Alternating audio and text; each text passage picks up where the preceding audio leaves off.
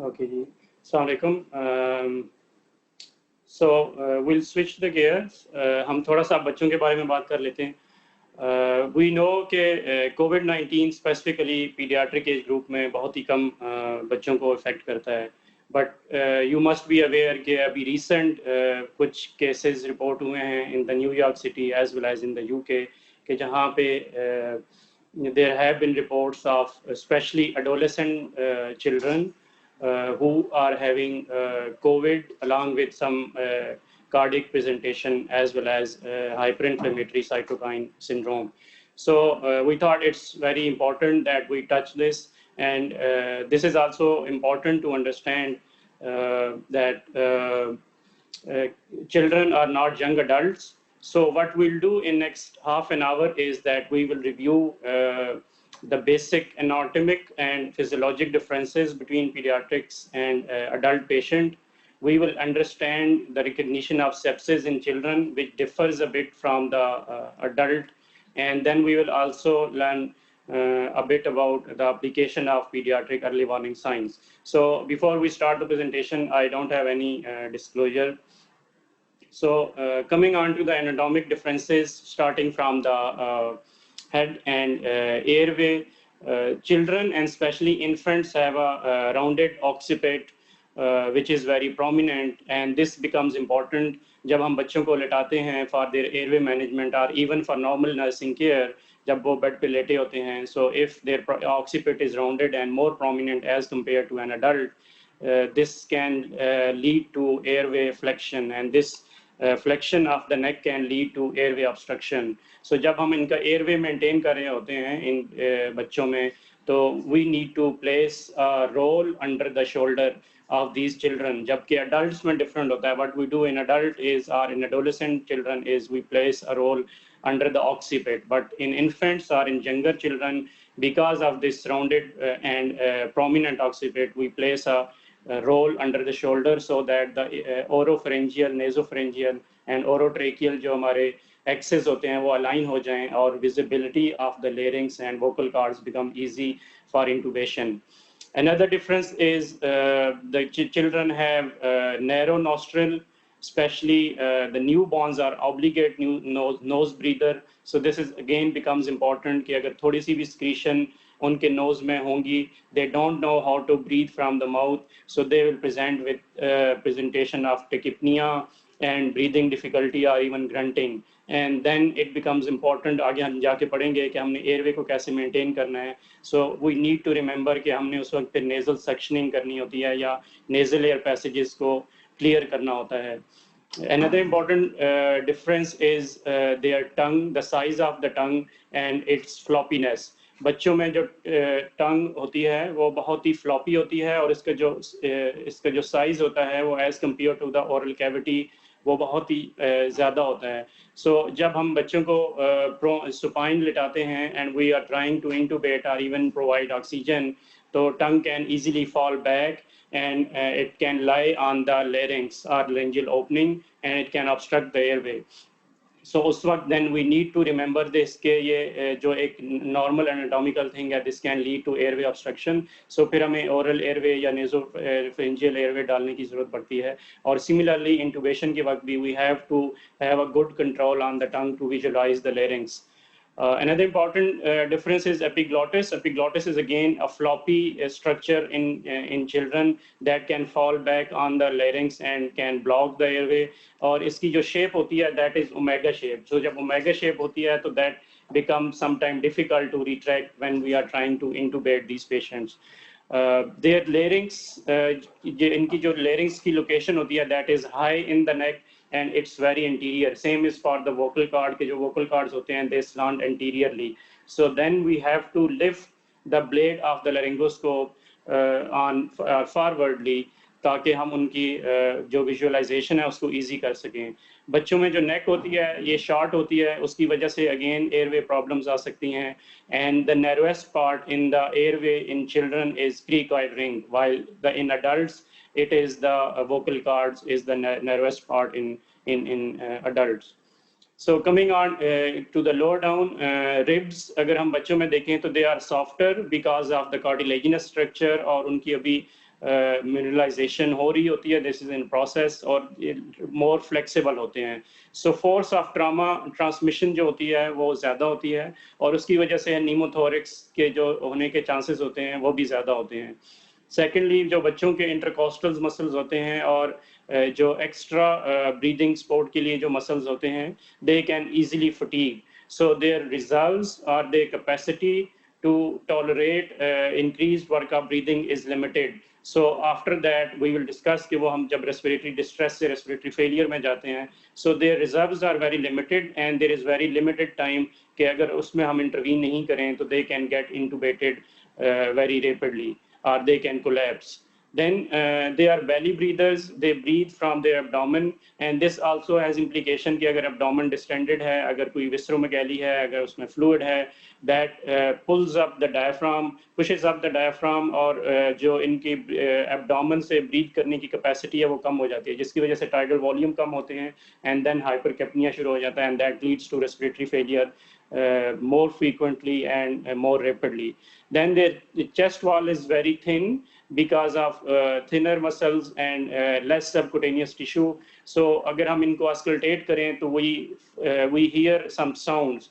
हम उनको कहते हैं कि ये transmitted sounds हैं जो कि upper airway से आ रही होती हैं. So imagine एक बच्चे के नोज में ब्लॉकेज है, वहाँ पे स्क्रीशंस हैं, जब एयर वहाँ से पास होगी so there will be some resistance, तो उसकी वजह से साउंड प्रोड्यूस होंगी और वो साउंड नीचे चेस्ट में ट्रांसमिट होती हैं. So that is another way to look के इसके नेजल ब्लॉकेज है कहीं पे, and they are not related to the findings in chest, but they are the transmitted sound. So that means that the problem is in the upper airway and not in the lungs exactly.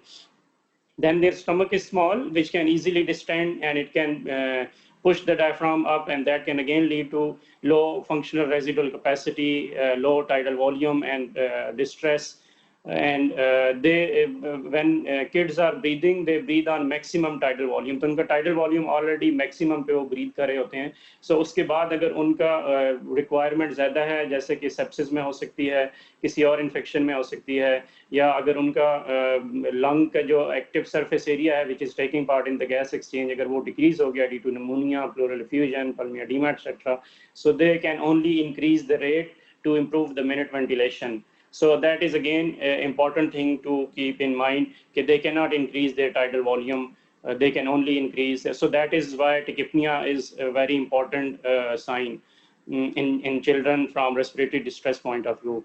Then coming to the abdomen and skin, rectus muscle बच्चों में बहुत ही loose होता है, उसकी जो tone होती है वो कम होती है, और बहुत दफ़ा में ऐसा लगता है कि abdomen is kind of distended, और अगर थोड़ा सा भी fluid होगा तो abdomen becomes significantly distended. और gastric distension की जैसे हमने बात की कि अगर gastric का stomach का volume कम होता है, अगर वो air की वजह से या फीडिंग इंटॉलरेंस या इंटेस्टिनल ऑब्स्ट्रक्शन की वजह से वो डिस्टेंड हो गया है, तो वो डायफ्राम को ऊपर पुश करेगा और टाइडल वॉल्यूम ड्रॉप होंगे. Then we need to remember कि जो अब्डोमिनल कैविटी होती है उसका साइज छोटा होता है और उसमें लार्ज ऑर्गन्स होते हैं that are placed in small space, and those organs include liver, spleen, kidneys and then gut. So this can have, अगर इनमें से कोई एक चीज़ भी थोड़ा सा अगर हेपेटोमेगाली हो रही है, स्प्लीनोमेगाली हो रही है, या इंटेस्टिनल ऑब्स्ट्रक्शन हो रही है, या साइटिस हो रही है, that can lead to increase intra-abdominal pressure, और उसके फिर अपने हीमोडायनामिक्स इफेक्ट होते हैं. एब्डोमिनल डिस्टेंशन जब प्रोमिनेंट होगी तो दैट कैन हैम्पर और minute ventilation, and then they can lead to multiple organ injury during trauma, क्योंकि वो एक दूसरे के साथ क्लोजली पड़े होते हैं और एक की फोर्स दूसरे पे ट्रांसमिट होती है. So in trauma patient we sometimes see injuries to the stomach or gut, as well as to the spleen, as well as to the liver or kidney, etc., or bladder. Coming on to the skin, they have a thin skin, क्योंकि इनमें less subcutaneous fat होता है, उसकी implication क्या होती है कि they lose the heat easily. So this becomes important जब हम किसी को रिससिटेट कर रहे होते हैं, तो उस वक्त अगर हमने उनको एडिक्वेट क्लॉथिंग नहीं की हुई, स्पेशली इन यंगर इन्फेंट्स, तो वो they become hypothermic, and hypothermia has been found to be associated in infants and neonates with mortality. Same is ये इनके चूंकि सबकुटेनियस फैट नहीं होता, तो slide burn can have more severity as compared to older children and adults. Then coming on to the physiologic differences, physiologic differences में बच्चों में जो ऑक्सीजन की डिमांड होती है वो ज़्यादा होती है, because they are always in a growing phase, तो उनका जो बेसल मेटाबॉलिक रेट है वो ज़्यादा होता है क्योंकि बॉडी ने ग्रो करना होता है, but their oxygen reserves are low क्योंकि उनका जो मिनट वेंटिलेशन होती है वो कम होती है, लंग्स का सरफेस एरिया कम होता है, ओवरऑल बॉडी का सरफेस एरिया कम होता है। एंड हमने मिनट वेंटिलेशन की बात की है, so minute ventilation I am sure पहले भी इससे पहले भी डिस्कस हो चुका है। So that is a product of respiratory rate and tidal volume. So we need to remember कि अगर हमने मिनट वेंटिलेशन बच्चों में इंक्रीज करनी है जब वो स्पॉन्टेनियस ब्रीथ कर रहे हैं, that will only happen with the increasing respiratory rate. So इसीलिए बच्चों में जो टिकिपनिया की डेफिनेशन होती है वो थोड़ा सा हम ज़्यादा रेस्पिरेटरी रेट रखते हैं। सो टिकिपनिया हम डिफाइन करते हैं इन न्यू नेट जब उनका रेस्पिरेटरी रेट मोर देन 60 हो, एट 1 ईयर ऑफ एज पे अगर उनका respiratory rate more than 50 breaths पर मिनट हो, और अबव 1 ईयर अगर उनका रेस्पिरेटरी रेट मोर देन 40 हो अप टू 5 ईयर्स, तो हम उसको टिकिपनिया कहते हैं। उससे कम पे हम उनका नॉर्मल रेट देते हैं। सो दैट मीन्स कि अगर एक न्यू नेट है और वो 50 ब्रेथ्स पर मिनट पे ब्रीथ कर रहा है तो that is normal for that neonate, क्योंकि उसका टाइडल वॉल्यूम बहुत कम है and they don't have the capacity to increase that tidal volume. Secondly, इनमें जो they have a remarkable capacity to increase the systemic vascular resistance. So this is an important concept from shock point of view कि इनकी जो because इनमें sympathetic system की supply strong होती है और बॉडी का जो रिस्पॉन्स होता है वो स्ट्रॉन्ग होता है। सो उसकी वजह से they have a remarkable capacity कि वो सिस्टेमिक वास्कुलर रेजिस्टेंस को इंक्रीज कर सकें। सो सिस्टेमिक वास्कुलर रेजिस्टेंस जब इंक्रीज होती है so that leads to intense vasoconstriction और पेरिफेरल परफ्यूजन, और वो डिलेड हो जाती हैं। So that's why skin in children is one of the best clinical assessment tool of tissue perfusion. So अगर हमने किसी पेशेंट में शॉक के लिए असेस करना है, so one of the primary important जो ऑर्गन है जिसको हम असेस करते हैं दैट इज स्किन, और वो भी बिल्कुल पेरिफेरीज में जाके लाइक टोज पे, फिंगर टोज पे या ईयर पे जाके हम प्रेस करते हैं, we see the capillary refill time and normal time is 2 second. अगर 2 से ज़्यादा है 2 to 3 सेकेंड से, then we label it as delayed capillary refill time, and this is a marker of shock. And again, and another thing to remember is that children can have significant shock even with normal blood pressure. So blood pressure ka kam hona is not a sign of shock in children. So that's very important to remember. And I would like to spend some time on this equation जो highlight हुई है कि cardiac output is equal to heart rate multiplied by stroke volume. So जैसे हमने इसमें पढ़ा है कि इनका जो tidal volume होता है वो increase नहीं हो सकता, they can only increase the respiratory rate to increase the minute ventilation. The same principle applies to their cardiac output. Their stroke volume is kind of limited, and the reason is कि इनके जो myocardial muscles होते हैं, जो chambers हैं, जो blood volume है overall that is limited, so they can not increase their stroke volume to a greater extent. So अगर कार्डियक आउटपुट को हमने बढ़ाना है when there is increase demand like in shock condition और in sepsis to other sepsis leading to shock, or in burns, or in increased activity that increases with the help of increasing the heart rate. So heart rate बढ़ेगा तो cardiac output बढ़ेगी. So that's why tachycardia is one of the very very early signs of shock.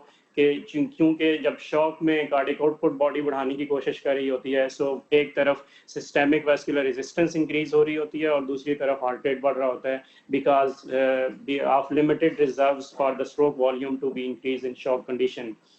So children have a developing brain जिसके इसके अपने advantages और disadvantages भी हैं क्योंकि ब्रेन फुली मैच्योर और माइलिनेट नहीं हुआ होता. So they are more prone to injury during trauma, etc., or even from infections, but they have more plasticity. Their tendency to recover from those insults is remarkable. And another important thing to remember is they have a very high vagal tone and they have very rich innervation of the upper airway. So जब हम laryngoscopy कर रहे होते हैं, there is a very high tendency कि इनमें bradycardia हो जाएगा because of the vagal stimulation. So sometimes it is important कि अगर उनका heart rate already lower side पे है, so we give them atropine in selected cases ताकि वो heart rate higher side पे रहे और vagal stimulation ज़्यादा ना हो. Then their glycogen reserves are limited in the body and that can lead to their increased tendency for developing hypoglycemia, especially जब वो NPO होते हैं, their body is in stress because of sepsis or other reasons. And remember कि in neonates, because of hypothermia, there is no shivering. There is no shivering mechanism. So ये neonates, as हमने जैसे पहले discuss किया कि इनमें subcutaneous fat नहीं होता, skin thin होती है, they can lose the heat rapidly, और उनमें shivering भी नहीं होगी, so we won't recognize कि इनमें hypothermia हो रहा है, so we have to be very cognizant of this fact. So coming on to the assessment, I'll just touch upon the pediatric advanced life support principles of initial assessment, primary, secondary and tertiary assessment. So primary assessment में हम क्या करते हैं, there is an important triangle, अगर आप इसको याद कर लें तो that becomes very easy. कोई overwhelm होने की ज़रूरत नहीं होती कि जब एक बच्चा आपके पास आता है तो आपने इसको कहते हैं pediatric assessment triangle, PAT, और इसमें आपने 3 चीज़ें देखनी होती हैं. नंबर 1, हमने अपीयरेंस देखनी होती है. अपीयरेंस में हम क्या देखते हैं कि बच्चे की टोन कैसी है. So we are just looking at the patient and watching the patient and making our assessment without even touching or going to the kid, because sometimes this stranger anxiety can make things worse. So हम उसकी tone देखते हैं, हम उसकी इंटरेक्टिवनेस देखते हैं कि वो अपने पेरेंट्स के साथ या स्ट्रेंजर के साथ कितना इंटरेक्ट कर रहा है, कंसोलेबल है या नहीं है, कितना क्राई कर रहा है, उसकी लुक या गेज कैसी है, स्टेयरिंग गेज तो नहीं है जो हमें फिट्स का बता सकती है, और स्पीच या क्राई कैसी है, वो बोल रहा है, नहीं बोल रहा है, ऑब्टेंडेड है, या उसकी अगर क्राई कर रहा है तो हाई पिच क्राई है, श्रिल क्राई है, या मोन कर रहा है, या बिल्कुल क्राई ही नहीं कर रहा. Then we see the work of breathing. हम देखते हैं कि उसकी नेजल फ्लेयरिंग है या नहीं है, उसका वर्क ऑफ ब्रीदिंग कितना है, इंटरकॉस्टल रिसेशंस हैं या नहीं है, सब कॉस्टल रिसेशंस हैं या नहीं है, शेकल टग तो नहीं है, और उसकी कोई ऑडिबल, दूर से ऑडिबल कोई साउंड्स तो नहीं आ रही हैं ब्रीदिंग की, जिससे हमें अपर एयरवे ऑब्स्ट्रक्शन लाइक स्ट्राइडर का पता चल सके, और उसका whether the kid is breathing और गैस्पिंग या बिल्कुल ब्रीद नहीं कर रहा. सो ये हम बिल्कुल दूर से देख सकते हैं. Third thing is circulation to the skin. So हम उसका स्किन का कलर देखते हैं कि वो मॉटलिंग तो नहीं हुई, पेलार तो नहीं है, या बच्चा साइनोज तो नहीं है. So giving just this initial assessment from a distance can give us valuable information. और अगर आप right side of the slide पे देखेंगे तो इसमें based on this initial impression we do certain things. तो हम देखते हैं कि अगर तो बच्चा ब्रीथ नहीं कर रहा, या गैस्पिंग ब्रीदिंग कर रहा है, या उसकी कोई अपनी एक्टिविटी नहीं है, बच्चा अनरिस्पॉन्सिव है, सो अगर तो ये सारी चीज़ें हैं, so what we do is that we call for help, we generate a help call, we activate the emergency response system as is for your own institute, and we check for pulse. अगर pulse है तो हम airway पे आ जाते हैं, हम airway को maintain करते हैं और वेंटिलेशन को सपोर्ट करते हैं एज पर नीड. वो हम आगे डिस्कस करते हैं कि उसको कैसे करते हैं.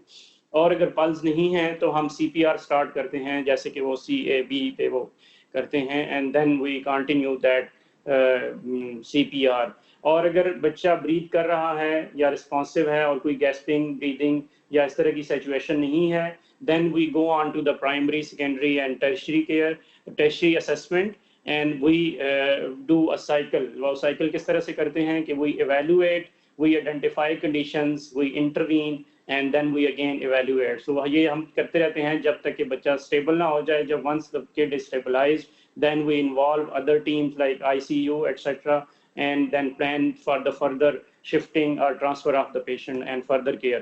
So primary और secondary care में क्या आ जाता है? Primary care में this is A, B, C, D, E. So air में वो हम देखते हैं, assess करते हैं कि बच्चे का airway open है या नहीं है, कोई secretions तो नहीं है, tongue fall back तो नहीं हो रही, कोई स्ट्राइडर की या वीज की ऑडिबल साउंड तो नहीं आ रही, और बच्चा कॉन्शियस है या नहीं है. Remember when the kids GCS is less than 8, then उसका there is a high risk कि टंग फॉल बैक करेगी या एयरवे मेंटेन नहीं होगा, and that we take is as an indication for intubation. और अगर ओपन एयरवे ओपन नहीं है तो then we also do certain manoeuvres, जिसमें 2 इंपॉर्टेंट जो होते हैं, जो अडल्ट्स में भी होते हैं, दैट इज जा थ्रस्ट जो हम ट्रॉमा वाले पेशेंट्स में करते हैं, या फिर हेड टिल्ट और चिन लिफ्ट करते हैं. तो इन मैनूवर से एयरवे हमारा मेंटेन हो जाता है और अगर हमें लग रहा है कि अंदर सिक्रीशंस हैं तो we can do a finger sweeping और we can do a suction अगर हमारे पास सक्शन अवेलेबल है. Then we जब हमारा एयरवे मेंटेन हो जाए we go on to the breathing, we assess the rate of breathing, we assess the efforts, we assess कि इसका breathing का पैटर्न कैसा है, abdominothoracic है, दोनों तरफ equal rise हो रहा है नहीं हो रहा, we auscultate the sound, we attach a pulse oximeter. And based on our assessment, अगर तो patient बिल्कुल gasping breathing कर रहा है तो we will start with ambo bag ventilation. और अगर पेशेंट की ब्रीदिंग है बट ऑक्सीजन रिक्वायरमेंट है based on the pulse oximetry, then we decide कि हमने हाई फ्लो ऑक्सीजन देनी है या लो फ्लो ऑक्सीजन देनी है. यूजुअली हाई फ्लो ऑक्सीजन को हम डिफाइन करते हैं कि पेशेंट का जो इंस्पिरेटरी फ्लो रेट है अगर उससे ज़्यादा फ्लो देंगे तो वो हाई फ्लो में आ जाती है, और यूजुअली दैट्स अबाउट 10 लीटर्स पर मिनट का अगर फ्लो दें so that is high flow, और उससे अगर कम होगी तो वो लो फ्लो में आती है. जब हमने ब्रीदिंग को सेटल कर लिया है we move on to the circulation. इसमें हम हार्ट रेट देखते हैं, पल्स का वॉल्यूम देखते हैं, especially peripheral pulses like dorsalis pedis or posterior tibial. हम perfusion skin की देखते हैं in the peripheries. We measure a blood pressure, but again I will emphasize to remember कि blood pressure normal blood pressure does not mean कि बच्चे का shock नहीं है. The kid can be in shock even with the normal blood pressure. और इसमें हम intervention क्या करते हैं कि हम आईवी लाइन मेंटेन करते हैं, we push fluids as per need. Then disability में हम देखते हैं बच्चे की कि वो जस्ट हम देखते हैं कि बच्चा अलर्ट है या पेन पे रिस्पॉन्ड कर रहा है या वर्बल कमांड पे रिस्पॉन्ड कर रहा है या बिल्कुल अनरिस्पॉन्सिव है या अनकॉन्शियस है. सो उसकी बेस पे हम उसको एक ग्रेड करते हैं और उसको फिर रीअसेस करते रहते हैं. और फिर हम उसका स्किन एग्जामिनेशन करते हैं कि स्किन पे कोई रैश तो नहीं है, कोई एबनॉर्मल पटीकी परक्यूरा तो नहीं है, और कहीं से ब्लीडिंग तो नहीं हो रही, और साथ ही हम इधर ब्लड शुगर एक चेक कर लेते हैं उसी वक्त ही. Coming on to the secondary assessment. Secondary assessment में हम एक सैंपल हिस्ट्री लेते हैं. सैंपल हिस्ट्री का ये मतलब है कि हम साइंस और सिम्टम्स पूछते हैं कि इमीडिएटली बच्चे को क्या क्या अलामात थी, क्या क्या उसकी चीज़ें थी, और साथ ही साइंस देख लेते हैं कि उसके बेस्ड ऑन आवर एग्जामिनेशन क्या है. हम पेरेंट्स से पूछते हैं कि कोई प्रीवियस नॉन एलर्जीज तो नहीं है, कोई मेडिकेशन तो हम ये अभी नहीं ले रहा था रिसेंटली, पास्ट मेडिकल हिस्ट्री क्या है, लास्ट इसने खाना कब खाया था, और अभी इमीडिएट इवेंट क्या हुआ है before coming to the hospital. So अगर हम ये निमोनिक याद रख लें कि सैंपल से हम हिस्ट्री लेते हैं, then we do a focused examination from head to toe which includes all the systemic examinations, and we do a blood glucose. And then we move on to the tertiary assessment. That includes basically all the testing जो हम करते हैं, वो blood testing होती है, वो laboratory testing होती है, वो urine की testing हो सकती है, वो other radiological testing हो सकती है, वो neurophysiology की testing हो सकती है, etc. So जब हमारी assessment हो जाए, then we go on to label this patient के इसको primary problem respiratory है, primary problem neurological है, या primary problem circulation का है, या cardiovascular है, या shock का है. So we will cover two things. पहले हम रेस्पिरेटरी की बात करेंगे और उसके बाद हम शॉक की बात करेंगे. सो रेस्पिरेटरी में देयर इज अ कैटेगरी के पहले वो डिस्ट्रेस होती है, डिस्ट्रेस से फिर वो फेलियर में जाता है पेशेंट, और respiratory failure then ultimately leads to cardiopulmonary arrest. So अगर इसमें हम देखें तो एयरवे यूजुअली मेंटेनेबल होता है और ओपन होता है इन रेस्पिरेटरी डिस्ट्रेस, और जब एयरवे मेंटेनेबल नहीं रहता तो वो उसको हम कहते हैं कि this is now going into impending respiratory failure and that goes to cardiopulmonary arrest. Then अगर हम breathing पे आएं तो in respiratory distress there will be tachypnea, there will be increased work of breathing, and there will be good air movement in and out from the chest. But in respiratory failure there will be bradypnea, and that will lead to apnea and leading to cardiopulmonary arrest. There will be decreased work of breathing in respiratory failure, that will then evolve into apnea, and there will be poor to absent air movement during respiratory failure. और अगर circulation में हम देखें या cardiovascular assessment में, there will be pallor and tachycardia during respiratory distress, क्योंकि body is trying to compensate. लेकिन जब बच्चा वो रेस्पिरेटरी फेलियर में जाता है तो they develop bradycardia and cyanosis. In disability in distress they are anxious और एजिटेटेड होते हैं, but in respiratory failure they become unresponsive और very lethargic. And exposure in temperature that's very variable. And so based on this respiratory assessment हम 4 simple categories में respiratory illnesses को categorize करते हैं, जिसमें पहले आता है upper airway obstruction, second is lower airway obstruction, third is lung tissue disease, and fourth is disorder control of breathing. So अगर हम upper airway obstruction की बात करें तो airway is usually open and maintainable majority of the time. Sometime अगर बिल्कुल life threatening आ गया तो वो maintainable नहीं होता, जिसमें हमें फौरन से एक्शन करना होता है. रेस्पिरेटरी रेट और एफर्ट इसमें इंक्रीज होता है अपर एयरवे ऑब्स्ट्रक्शन में. ब्रीदिंग साउंड्स यूजुअली स्ट्राइडर और हॉर्सनेस की आती हैं, और usually this is a inspiratory stridor. Air movement decrease होती हैं क्योंकि देयर इज इंक्रीज रेजिस्टेंस और एयर फ्लो कम हो जाता है. Heart rate is usually early there is tachycardia, और अगर हम लेट रेस्पिरेटरी फेलियर में पहुंचे तो फिर ब्रैडीकार्डिया होता है. और स्किन में usually skin is cool in early and it's pallor, and later on it अगर respiratory failure में जा रहा है तो फिर cyanosis हो जाता है. During early upper airway obstruction there is agitation and anxiety, and later it evolves into lethargy and unresponsiveness, और temperature again is variable. अगर हम lower airway obstruction की बात करें, हमारी जो airway होगा majority of the time is open and maintainable. respiratory effort increased होती हैं. यूजुअली ऑस्कल्टेशन पे हमें वीज मिलता है, that is an expiratory sound, और प्रोलॉन्ग एक्सपिरेटरी साउंड फेज होती है, और टेकिकार्डिया होता है, और बाकी रेस्पिरेटरी डिस्ट्रेस और फेलियर के सिमिलर फीचर्स होते हैं. अगर हम लंग टिश्यू डिजीज की बात करें, so that basically means pneumonia, and इसमें हमें ग्रंटिंग मिल सकती है ब्रीदिंग साउंड्स में. ऑस्कल्टेशन पे हमें क्रेपिटेशंस मिल सकती हैं.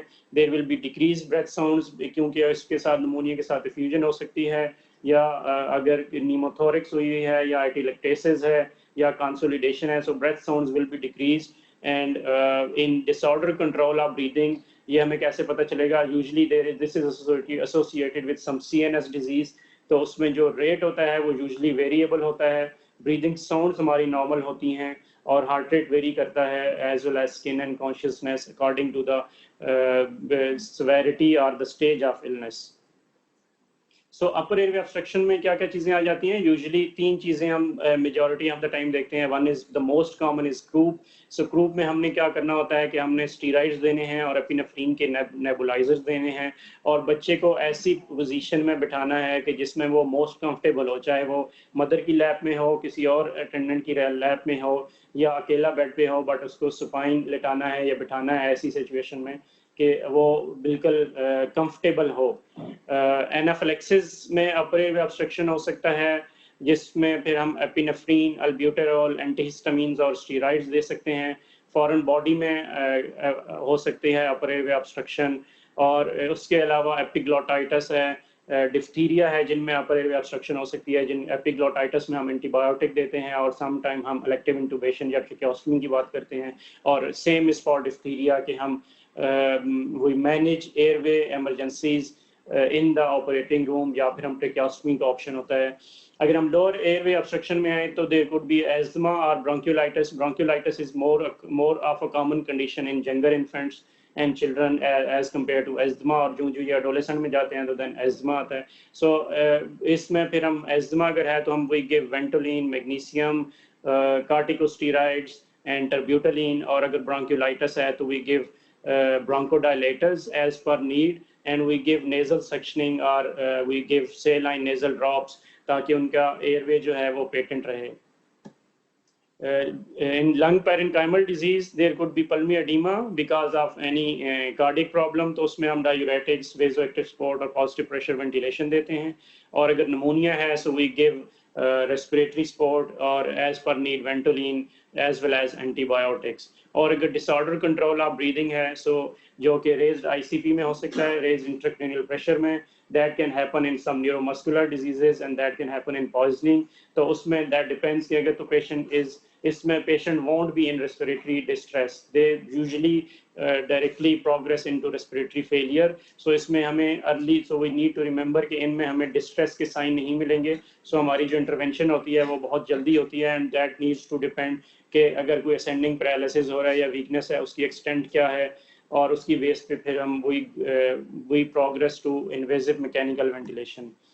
So coming on to the cardiovascular evaluation and intervention. So usually जो COVID में जो इसकी shock like condition आती हैं वो usually it's either a Kawasaki like shock syndrome or it's a toxic shock syndrome, which is we can say it kind of a septic shock. या फिर वो मायोकार्डाइटिस की तरह से आता है. सो वी विल डिस्कस कि हमने अगर वो मायोकार्डाइटिस या कार्डियोजेनिक शॉक है तो उसमें क्या करना है, और अगर सेप्टिक शॉक है उसको कैसे रिकॉग्नाइज करना है. So discussing the hypovolaemic shock, majority of the time this is the main presentation in children even irrespective of COVID. और मेजॉरिटी में क्या होता है कि वॉमिटिंग और डायरिया की हिस्ट्री होती है एक्यूट गैस्ट्रोएंटाइटिस की, and they present with hypovolemic shock. sometime in DK they have hypovolemic shock, और अगर hemorrhage हुई है तो then that is also a sub category of hypovolemic shock जो कि hemorrhagic shock होता है. So इसमें क्या होगा कि they will have tachycardia, as हमने बताया कि अगर उनकी उनका cardiac output बढ़नी है, so that increases with the help of increasing heart rate. They cannot increase their stroke volume. इनकी पल्सेस वीक होंगी, कैपिलरी रीफिल टाइम जो होगा वो डिलेड होगा, hypotension can be present and it might not necessarily be present. और इसमें जो treatment होती है that is fluid boluses. We give normal saline boluses 20 ml per kilo. Push and pull and push से देते हैं कि हम ड्रिप से पुल करते हैं और पुश करते हैं थ्रू द कैनुला और सेंट्रल लाइन, और फिर हम उसको रीअसेस करते रहते हैं. वी विल सी कि हम रीअसेसमेंट में हमने क्या देखना है आगे. अगर कार्डियोजेनिक शॉक है, जिस तरह से हमने बात की कि कोविड में जो बहुत कॉमन हमें प्रेजेंटेशन यूएस में और यूके में बच्चों को देखने को मिली है, हमने भी देखे हैं यहाँ पे couple of kids with us are admitted with this kind of presentation. So उनमें क्या होता है, again tachycardia, weak pulses, delayed capillary refill time और plus minus hypotension. Plus cardiogenic shock में there will be hepatomegaly, crepitations, increase work of breathing and signs of fluid overload होंगे. इनमें हम treatment क्या करते हैं कि हम we give them vasoactive support, we give them diuresis, we give them small fluid boluses but judicious and with assessment, and then in majority of the cases positive pressure ventilation चाहिए होती है इनमें. So then distributive shock is kind of, इसमें neurogenic shock भी आ जाता है, septic shock भी आ जाता है. सो अगेन इनमें क्या होगा कि ये टैकीकार्डिया होगा, बट इसमें स्ट्रॉन्ग पल्सेस होंगी sometimes, majority of the time, और ब्रिस्क कैपिलरी रीफिल टाइम होगा जिसको हम वार्म सेप्टिक शॉक कहते हैं. इसमें plus minus hypotension and then pulse pressure will be wide, and then there could be cold septic shock. Cold septic shock में usually जो हमारी SVR है, सिस्टेमिक वास्कुलर रेजिस्टेंस, वो बहुत बड़ी होती है जिस तरह हमने पहले बात की थी, और उसकी वजह से कैपिलरी रीफिल टाइम डिक्रीज होता है, पल्स वॉल्यूम कम होता है और टैकीकार्डिया होता है. So we give fluid boluses. और अगर ये न्यूरोजेनिक शॉक है या वार्म सेप्टिक शॉक है, then our inotrope of choice is norepinephrine, and if this is cold septic shock then inotrope of choice is epinephrine. और अगर कार्डियोजेनिक शॉक है, so then we give epinephrine and milrinone as inotropes of choice depending on के patient का blood pressure status क्या है. अगर blood pressure normal है then we give milrinone. अगर blood pressure are on the lower side then we prefer epinephrine, and then as soon as blood pressure stabilize we pitch in milrinone. So septic shock को again हम दो categories में divide करते हैं. One is compensated shock. Compensated shock जो हम कहते हैं जब बच्चे के ब्लड प्रेशर्स आर नॉर्मल लेकिन there is tachycardia, there is low pulse volume and there is decrease capillary refill and there is a temperature difference between the peripheries and the centre. और hypotensive shock, जैसे कि इसका नाम से जाहिर है कि ये शॉक उस वक्त होगा जब ब्लड प्रेशर कम होंगे. So how do we define hypotension? There are two ways. कुछ लोग मैप से उसको टारगेट करते हैं, कुछ लोग जो हैं वो सिस्टोलिक से करते हैं. We usually do it with the systolic. Newborn में अगर systolic blood pressure less than 60 है तो हम इसको हाइपोटेंशन कहते हैं. 1 महीने से लेके 12 महीने तक, मतलब 1 साल तक, अगर blood pressures are less than 70 systolic blood pressure, we label is that hypotension. 1 साल से 12 साल तक जो फार्मूला हम यूज करते हैं वो होता है 70 plus as multiplied by 2. So for example अगर 10 इयर्स की एज है तो उसमें जो ब्लड प्रेशर हम लेंगे टारगेट या cut off blood pressure for the definition of hypotension that will be 90 millimetre of mercury, और अबव 10 इयर्स में हम लेस देन 90 को एज अ हाइपोटेंशन क्राइटेरिया लेते हैं. Coming on to the septic shock. So septic shock can be another presentation in COVID patients, and इसमें पहले हम sirs को थोड़ा सा डिस्कस कर लेते हैं जो कि बच्चों में कॉमनली अभी तक हम यूज़ कर रहे हैं. We haven't reached up to the point कि हम सोफा या वो वाली चीज़ें यूज़ करें. So SIRS basically is systemic inflammatory response syndrome, और इसमें दो, ये जो नीचे 4 चीज़ें दी हुई हैं इनमें से 2 का होना ज़रूरी है. और उनमें से एक टेम्परेचर या TLC काउंट हो। सो टेम्परेचर अगर मोर देन 38 है या less than 36, tachycardia with the mean heart rate greater than 2 standard deviation for age, tachypnea mean respiratory rate greater than 2 standard deviation for age, and leukocyte count high or low for age। वो reference के हिसाब से हम as के हिसाब से इनको define करते हैं। सेप्सिस हम तब कहते हैं जब देर इज सस्पेक्टेड और proven infection along with this surge, कि ये इन चार में से कोई दो चीजें हैं, and one of these is temperature और TLC काउंट। सीवियर सेप्सिस कहते हैं when there is sepsis along with cardiovascular और ऑर्गन डिसफंक्शन, टू और मोर ऑर्गन डिसफंक्शन। और सेप्टिक शॉक हम कब कहते हैं when there is sepsis along with cardiovascular dysfunction and this dysfunction persists after 40 or more ml per kilo of fluid resuscitation after 1 hour of presentation। So perfusion को हम कैसे assess करते हैं? There are three ways। One is कि हम peripheral perfusion variables देखें जो कि clinical examination पे देखें और उसमें हम mainly skin में देखते हैं कि capillary refill time क्या है, पेरिफेरल स्किन का टेम्परेचर और सेंट्रल स्किन के टेम्परेचर में कितना डिफरेंस है, और पेरिफेरल पल्सेस कैसी हैं। फिर हम हार्ट रेट देखते हैं, we see systolic blood pressure and we calculate shock index जो कि heart rate divided by systolic blood pressure होता है, और इसको हम फिर वो टाइट्रेट करते हैं कि शॉक इंडेक्स बेहतर हो रहा है या वर्स हो रहा है।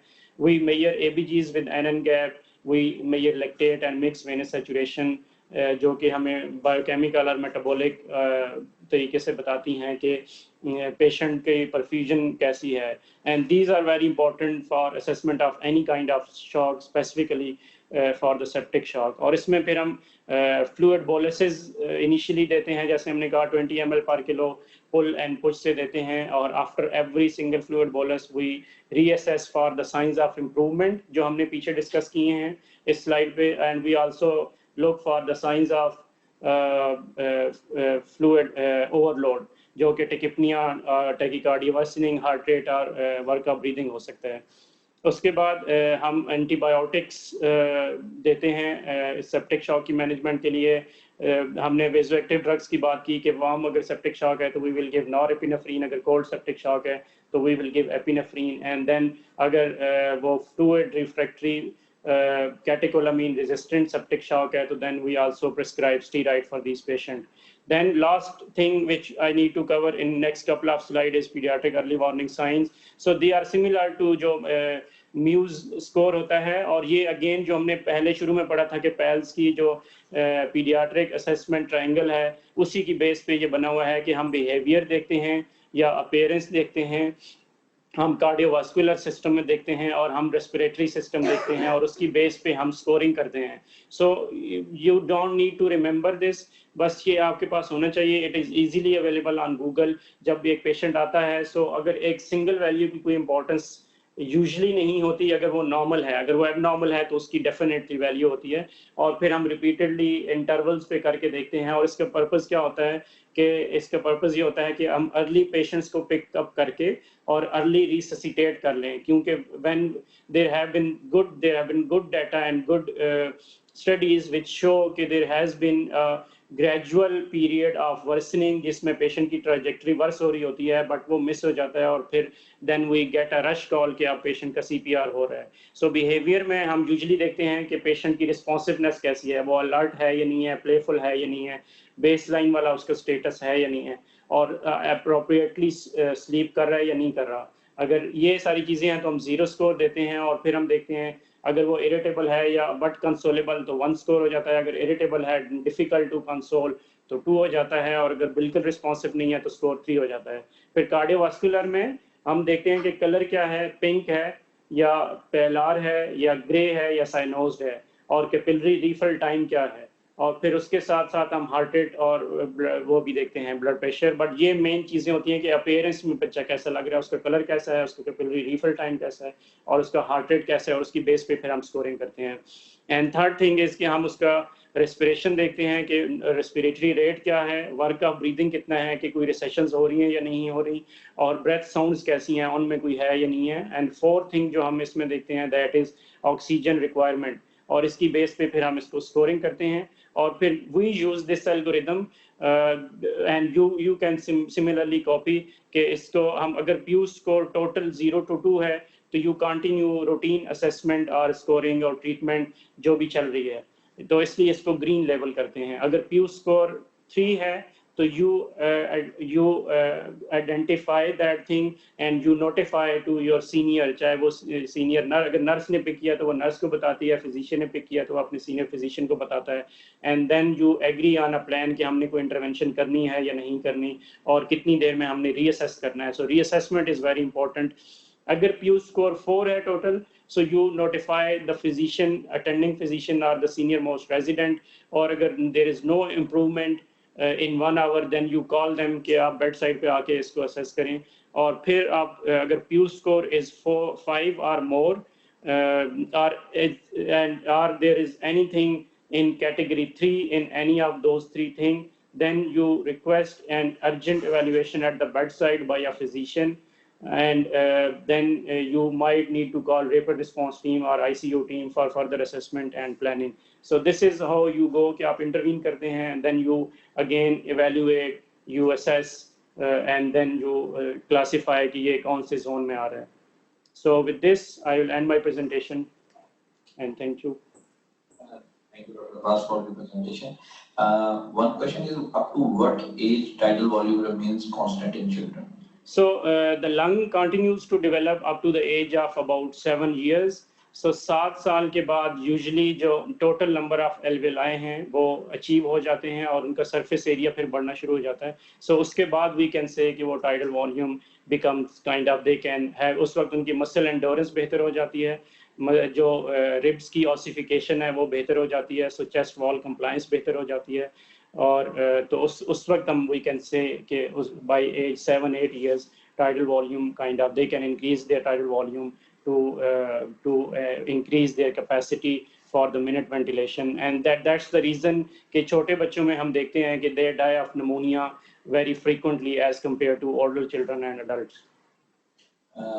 One last question, क्योंकि टाइम हमारा काफी ज्यादा हो गया तो इस वजह से what is the gold standard technique for airway management type के फेस मास्क यूज करें किसी ने पूछा है, या एंडोग्राम ट्रिकल ट्यूब फॉलो से डाल दें या एलिमेंट डाल दें? सो अगर हम कोविड के लिए बात करें, सो शुरू में देयर वाज थिंग्स कि ये आप एरोसोल जनरेटिंग प्रोसीजर है और आप नॉन इन्वेजिव नहीं करें और आप इन्वेजिव पे चले जाएं, but the world is moving fast towards non-invasive thing. So my answer would be कि हम अगर patient is in respiratory distress, तो अगर डिस्ट्रेस में है तो हमने उसको सपोर्ट करना है नॉन इन्वेजिव रेस्पिरेटरी सपोर्ट से, and the ideal is either CPAP, BiPAP और high flow nasal cannula.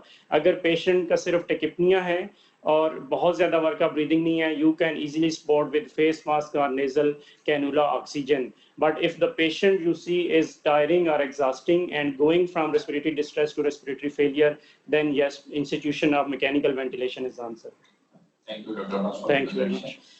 Today, our last presentation is by Dr. Sidra.